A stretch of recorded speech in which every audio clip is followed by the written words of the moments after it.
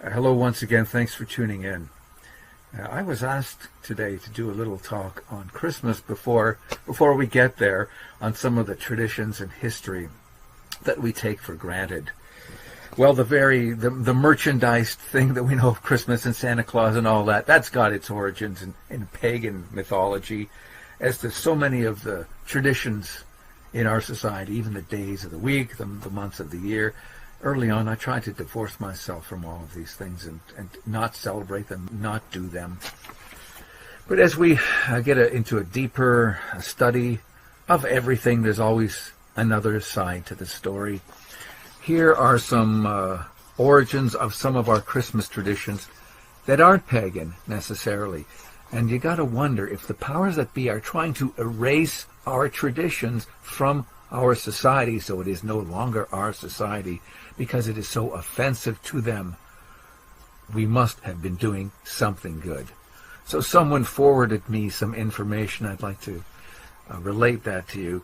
Let's start with the holly and the mistletoe. They're an ancient tradition because these plants remain green throughout the cold, dead winter that we have to endure, as does the evergreen tree that some people bring into their house. And the smell of the pine and the pine oil helps to activate our pineal gland.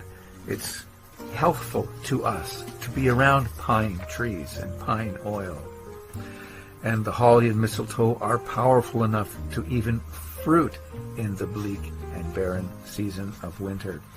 The Druids would cut mistletoe branches from a sacred oak, and the oak has always been the sacred tree of our people, and distribute branches to each family under their care. Now, the kissing tradition was attributed to the Romans, but more likely it even harkens back to mistletoe's long association with fertility. Infusions of mistletoe were given both to barren women and to those in labor to relax childbearing muscles. That's right, mistletoe is a healing herb. You can buy it in tincture at the health food store. There's benefits to it. So the Christmas tree was found in the German home in the 16th century, and Martin Luther, the father of the Protestant Reformation, who was credited with illuminating the whole world in this sense, was amazed at the brilliance of stars twinkling through fir boughs, so he attached candles to his family tree when he arrived home in an effort to replicate the effect for his children, and that's how that started. And in 1841, the whole thing about Christmas and the Christmas tree was regarded as a peculiar German eccentricity, but the British ran with it, especially 2 years later when Dickens' Christmas Carol appeared for the first time. Now, just as an aside, the term Xmas is not an affront to Jesus trying to block out his name, because X is the first word in the Greek alphabet. The word for Christ or Christos is an X. Early Christians understood that X meant Christ's Mass. Boxing Day has nothing to do with returning gifts that you didn't want. It actually has to do with something called St. Stephen's Day, which is December 26th. And the tradition was to empty and distribute alms from church poor boxes to the poor. So that's where that came in. Raising our voices to sing traditional Christmas carols extols the virtues of peace and goodwill. Canada's first Christmas carol was translated as Jesus is Born. It was penned at an unimaginable expense. It was written in the Huron language by Jesuit Saint Jean de Brebeuf. That was in the early 1600s. And he was a descendant of William the Conqueror. Brebeuf arrived in Canada with Samuel de Champlain in 1625 in an expedition.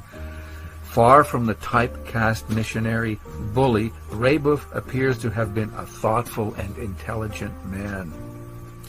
In 1649, he and Gabriel L'Alleud were taken prisoner by the Iroquois and tortured to death, and their martyrdoms are considered the most horrific in Christian history. And Brebeuf has a feast assigned to him in September on the 26th. In fact, when I was a child, I went to camp for 1 week. It was the only time I ever went to camp as a kid, and it was Brebeuf camp. So now I know who he was and the value that he brought to us. A few more traditions. The chopping down of the Christmas tree represents the death of Christ. Putting it back up represents the resurrection of Christ. The wreaths we hang are never-ending circles that represent eternity.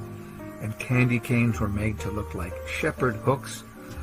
Not only that, but they're also upside down. I've been told they're the J for Jesus, not necessarily a hook. But in this culture, everything is turned upside down, so we don't have to look at the meaning of things. But the red and white represents the blood of Jesus and the purity of his gifts to us. Also, the gifts that we give have to do with the gifts given, obviously, to baby Jesus, the gold, frankincense, and myrrh. And he wasn't a poor person like we take him for, because he had gold. And frankincense and myrrh aren't all that cheap. And he was of the royal line. He was of the royal family at the time, of the house of David. In fact, his uncle was quite wealthy, being a merchant in tin and other metals and a trader in Cornwall in Britain. And he would take young teenage Jesus with him on those tours to Britain, to the British Isles. He was well known then. So as we run around looking for the perfect gift this season, remember the real gift that matters is that he came to save us. But we as Canadians are bullied and browbeaten and badgered, but we have to draw the line somewhere, ignoring the 1,000 hints to eliminate our own traditions, refuse to scorn our traditions on demand.